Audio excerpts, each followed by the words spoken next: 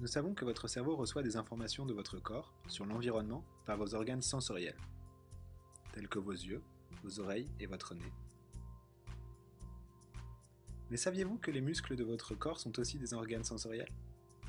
Lorsque votre corps bouge, vos muscles s'étirent, et cette information est envoyée à votre cerveau, pour qu'il sache ce qu'il se passe dans votre corps. Quand vous pensez aux muscles, vous pensez probablement aux biceps ou aux triceps. Vous ne pensez sûrement pas aux petits muscles qui entourent votre colonne vertébrale et votre crâne. Ces petits muscles jouent pourtant un rôle très important. Ils disent à votre cerveau ce qui se passe dans votre colonne vertébrale, qui est l'essence même du fonctionnement de votre corps.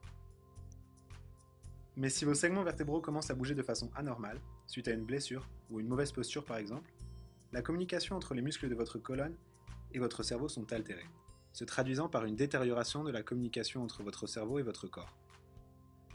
Si vos segments vertébraux ne bougent pas correctement, cela perturbe votre cerveau, comme des bruits de fond, lui empêchant de recevoir les informations adéquates sur ce qu'il se passe dans votre corps, et il devra de ce fait combler les lacunes.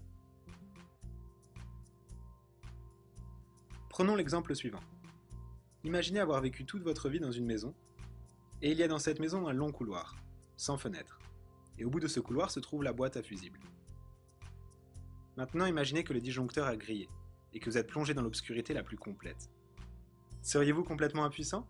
Ou pourriez-vous marcher dans ce couloir et remettre en route le disjoncteur? Bien sûr que vous le pouvez.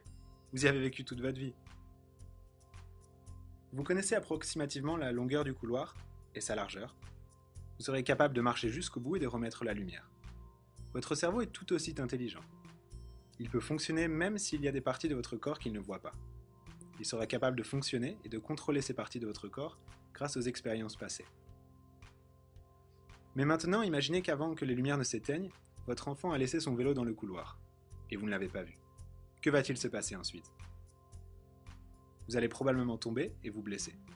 Et c'est ce qui arrive quand le cerveau n'est pas entièrement conscient de ce qu'il se passe dans votre corps. Vous pourriez finir par avoir un accident, ou vous blesser.